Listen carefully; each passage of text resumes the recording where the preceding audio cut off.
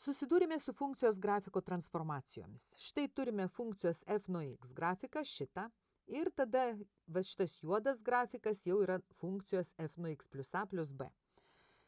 Reiškia, šitą grafiką mes tiesiog transformavome, pastūmėme taip, kad gautumėm šitą grafiką. Norint suprasti, kaip jis buvo transformuotas, pasiekime kurį nors vieną tašką. Nesvarbu čia, kurį tašką seksime, turbūt paprasčiausiai šitą. Šitas taškas atsidūrė čia. Tai kaip jis pajudėjo? Jis pajudėjo vienu langeliu į dešinę ir 1, 2, 3, 4 langeliais žemyn. Reiškia, mūsų funkcija šita dabar yra x minus 1, nes į dešinę tai minus 1 ir 4 langeliai žemyn minus 4. Va tokia mūsų dabar yra funkcija. Nu tai ką mes matome? Matome, kad koeficientas a pas mus lygus minus 1, o koeficientas b minus 4. Įrašome ir uždavinys išspręstas.